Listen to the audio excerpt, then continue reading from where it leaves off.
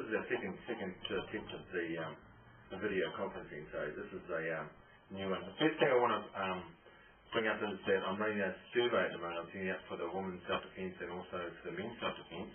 It's going out through the clinic and it's going out through most of my sites. So what I'm doing is trying to compose what people really want to learn in their women's self-defense, which I'm running at the moment, and in the men's self-defense, all for your children, for young boys. I want to go into the schools with young boys and teach them self-defense because there's a lot of bullying going on at school, and also for the women. So if you have any ideas of what you think is really important, if you haven't already received one of my survey forms, give me an email or something and I'll send it to you. If you can send it back, it would be much appreciated because that information we gather is so important to help our kids and also help ourselves with that protection. If you haven't seen my Twitter, I have a Twitter that I'm putting on at the moment, and I have it's like a couple of lines, and I'm doing things that I find ironic in the world. Things like, for example, I don't know, well, our beneficiaries get paid their money per week and then they get taxed on it. I can't understand, considering it's free, why they even bother to get taxed, why they just give them the cash and not worried about all the administration of the tax money. I can't quite understand it. There's probably a logical reason for that.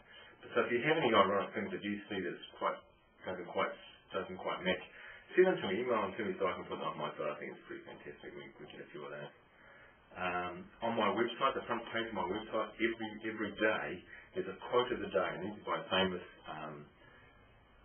spiritual teachers in the world, and then you'll see them at the bottom of my webpage. And on the 3 doors, you'll see the quote of the day. So every day you can read, see what it is, and maybe it might inspire you. And I find them always pretty inspiring myself.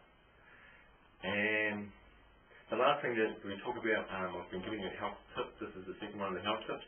Well, the big one, this is a tough one for a lot of us, including myself, is rest. We don't rest enough. And we're constantly seeing people in my clinic that are tired, including myself.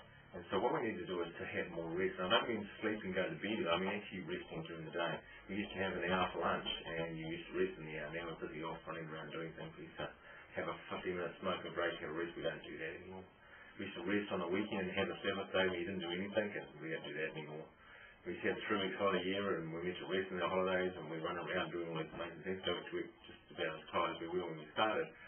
So rest is a big one, and I have a day off a week where I just don't do anything. I'll go and visit people, I'll go and do minor things, but I won't do any work. I just have a rest of my mind, a rest of myself, and the following day, when I go back to work, I feel fantastic. So I just want to encourage you about the rest. Set some time out.